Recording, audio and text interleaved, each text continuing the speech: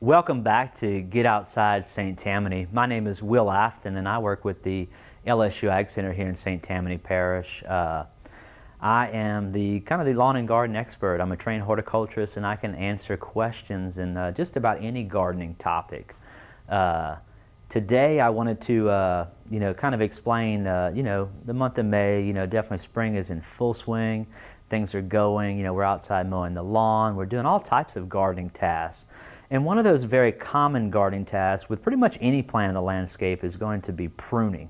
And a lot of things are, some things are pruned in the springtime, some things are pruned later.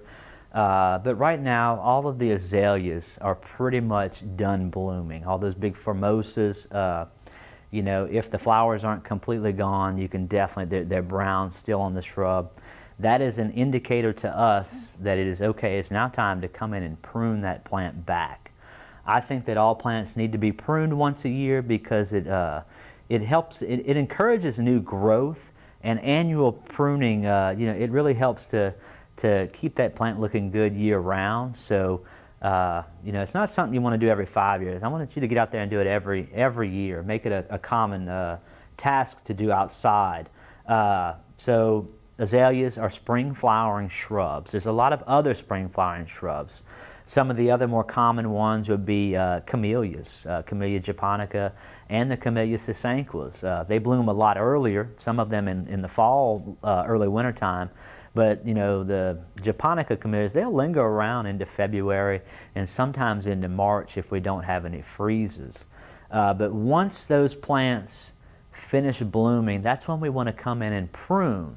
And the reasoning behind that is those plants, they come, about midsummer time, they actually start setting those flower buds so that they can start to store energy and prepare for next season's bloom. So if you come in too late, you're going to cut off the blooms for next season. So just with your spring flowering shrubs, remember when they finish blooming, that's when you get out there and prune them. Basically with pruning, we're kind of reshaping the bush, bringing things back to symmetry.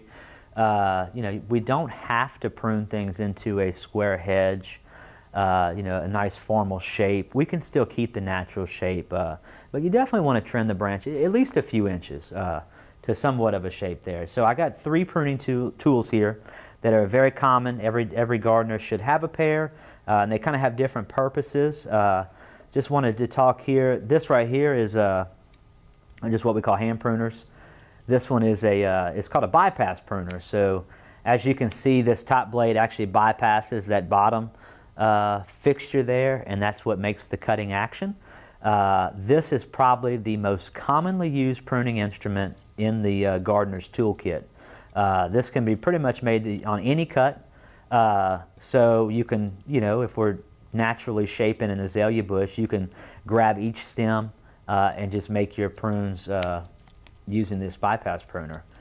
Sometimes, though, the branches or stems that need to be pruned out, maybe it's a broken limb down in there, sometimes they can be a little too big and it's just not big enough for this little hand pruner to cut.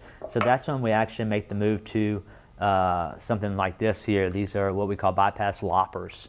If you see here, it has the same type of cutting action as those hand pruners, but you get this long handle for more leverage.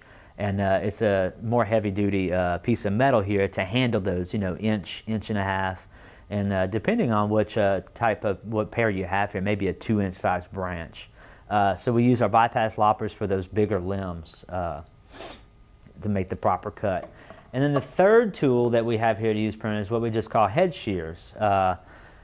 Everybody has seen these, and this is basically what gardeners are using to prune that nice, square, flat, rectangular hedge type pattern. These work just like a pair of scissors, very sharp, and can cut stems up to maybe about 1/4 of an inch. If you let them get bigger than that, you're going to have to go in there and use your hand pruner there. But anyway, so this makes nice flat edges because you have a very long cutting surface. It's very straight. However, I find on smaller bushes, if you turn the head shears over and use them at this downward angle, you can still get a natural type shape when pruning the bush. So definitely think about this. On all of these things, it's good to go ahead and use them. You always want to keep good clean tools. So once you finish up your pruning chores, it's good to take a a metal brush, clean it up with some soapy water or whatnot, put a layer of oil, and then store them for later use. That can be said for all of these. I do want to point out, when using a bypass blade, the bottom blade fixture is actually not sharpened. It's only this top blade. And as you can see, it just has an edge there. That's the part that bypasses this fixed edge. So if you need to resharpen it, if they're getting dull on you, you can use a metal file there. And just make sure to only sharpen that one edge there. Always good, put a layer of oil and then put them away, and that's how you keep your tools to last a lifetime. So if there's any more questions, you can always consult with the LSU Ag Center at our website, www.lsuagcenter.com.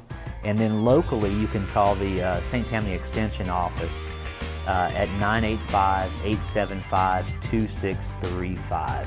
Thank you and happy gardening.